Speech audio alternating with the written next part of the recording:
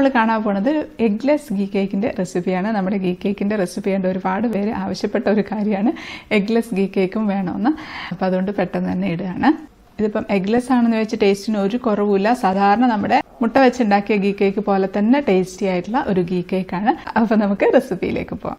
അപ്പോൾ നമുക്ക് ആദ്യം തന്നെ ഒരു 6 ടേബിൾ സ്പൂൺ പഞ്ചസാര മിക്സിയുടെ ജാറിലേക്ക് ഇട്ട് കൊടുക്കാം. അതൊന്ന് പൊടിച്ചെടുക്കാം. അപ്പോൾ നമ്മുടെ ഓവൻ സെറ്റപ്പ് അടുപ്പത്ത് വെച്ചിട്ടുണ്ട്. സാധാരണ ഒരു അലുമിനിയം പാത്രമാണ്. ഒരു റിങ് ഇറക്കി വെച്ചിട്ടുണ്ട്. 5 മിനിറ്റ് ഹൈ ഫ്ലെയിമിലിട്ട് തന്നെ അങ്ങ് ചൂടാക്കിയെടുക്കാം. ഇനി നമുക്ക് ഒരു ബൗളിലേക്ക് 2 ടേബിൾ സ്പൂൺ തൈര് ചേർത്ത് കൊടുക്കാം. പുളിയുള്ള തൈര് തന്നെയാണ്. ഞാനിപ്പം മിൽമയുടെ വാങ്ങിച്ചിട്ടുള്ള തൈര് തന്നെയാണ് എടുക്കുന്നത്. അത് നമുക്ക് വിസ്ക് വെച്ച് നന്നായിട്ടൊന്ന് മിക്സ് ചെയ്ത് കൊടുക്കാം. അതിൽ ചെറിയ ഒരു തരിതരിപ്പും ഒരു കട്ടകളൊക്കെ ഉണ്ടാവില്ലേ, അതൊന്ന് മിക്സായി നല്ല സ്മൂത്താക്കി എടുക്കാം. അപ്പോൾ അത് സ്മൂത്തായിട്ടുണ്ട്. ഇനി അതിലേക്ക് നമുക്ക് പൊടിച്ചു വെച്ചിരിക്കുന്ന പഞ്ചസാര ചേർത്ത് കൊടുക്കാം. അതിലേക്ക് നമുക്ക് ഒരു 1/4 ടീസ്പൂൺ വാനില എസൻസും കൂടെ ചേർത്ത് നമുക്ക് വിസ്ക് വെച്ച് നന്നായിട്ടങ്ങ് മിക്സ് ചെയ്യാം. ചെറുതായിട്ടൊന്ന് ഒരു ലൈറ്റ് ഷെയ്ഡ് ഒന്ന് ആയിട്ട് വരട്ടെ. അതുവരെ നമുക്കൊന്ന് മിക്സ് ചെയ്ത് കൊടുക്കാം. ബീറ്റർ ഉള്ളവരാണെന്നുണ്ടെങ്കിൽ ബീറ്റർ വെച്ചിട്ടൊന്ന് അടിച്ചെടുത്താൽ മതി. അതിപ്പോൾ നന്നായിട്ട് മിക്സ് ആക്കി എടുത്തിട്ടുണ്ട്. ഇനി നമുക്ക് അതിൻ്റെ മുകളിലേക്ക് ഒരു അരിപ്പ വെച്ച് കൊടുക്കാം. അതിലേക്ക് നമുക്ക് 1/2 കപ്പ് മൈദയാണ് ചേർത്ത് കൊടുക്കുന്നത്. അതിലേക്ക് നമുക്ക് ഒരു 1/2 ടീസ്പൂൺ ബേക്കിംഗ് പൗഡർ ചേർത്ത് കൊടുക്കാം. 1/4 ടീസ്പൂണിൻ്റെ പകുതി ബേക്കിംഗ് സോഡ, ഒരു നുള്ള ഉപ്പ്.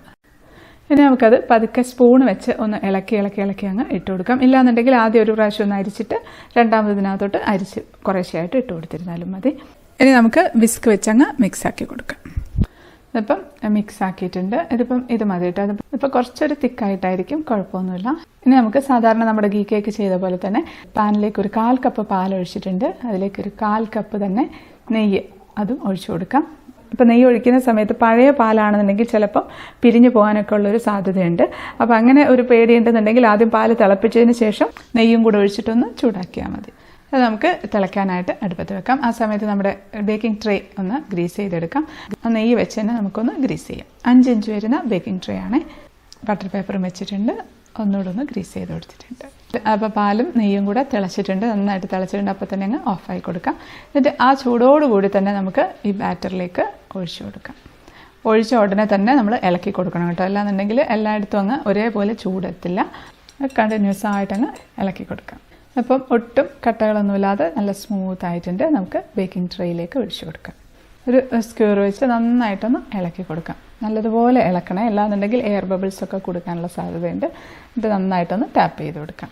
അപ്പോൾ നമ്മുടെ ഓവൻ സെറ്റപ്പ് ഒരു 5 മിനിറ്റ് ഹൈ ഫ്ലെയിമിലിട്ടങ്ങ് ചൂടാക്കിയതാണ്. 10 മിനിറ്റ് മീഡിയം ഫ്ലെയിമിലിട്ടാലും കുഴപ്പമൊന്നുമില്ല. അതിലേക്ക് നമ്മുടെ ബേക്കിംഗ് ട്രേ വെച്ച് കൊടുക്കാം.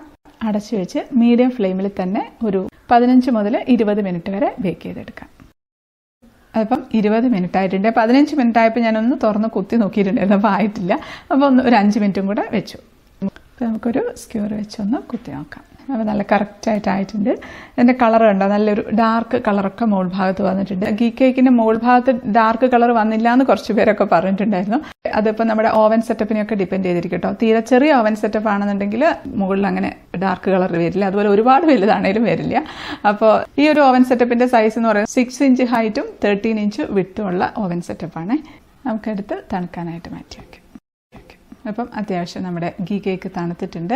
നമുക്കൊന്ന് ഡിമോൾഡ് ചെയ്തെടുക്കാം. ബട്ടർ പേപ്പർ മാറ്റി കൊടുക്കാം. പ്ലേറ്റിലേക്ക് വെച്ച് കൊടുക്കാം. നല്ല സോഫ്റ്റാണ് കേട്ടോ, പിടിക്കുമ്പോൾ തന്നെ മനസ്സിലാവുന്നുണ്ട്. നമുക്കൊന്ന് കട്ട് ചെയ്ത് കൊടുക്കാം. കട്ട് ചെയ്യുമ്പോൾ മനസ്സിലാവുന്നില്ലേ അതിൻ്റെ ആ ഒരു സോഫ്റ്റ്നെസ്. അപ്പോൾ ഒരു പീസിങ് എടുത്തിട്ടുണ്ട്. അതുകൊണ്ട് നല്ല സോഫ്റ്റാണ്, കണ്ടില്ലേ? എന്ത് സോഫ്റ്റായിട്ടുള്ള കേക്കാണ്. അതിപ്പോൾ മുട്ട ചേർക്കാത്ത കേക്കാണെന്നൊന്നും പറയില്ല. ടേസ്റ്റും അതേപോലെ തന്നെയാണ്. ഇപ്പോൾ ഒരു 1/4 കിലോ വരുന്ന കേക്കാണ്. നമുക്കൊന്ന് ടേസ്റ്റ് ചെയ്ത് നോക്കാം.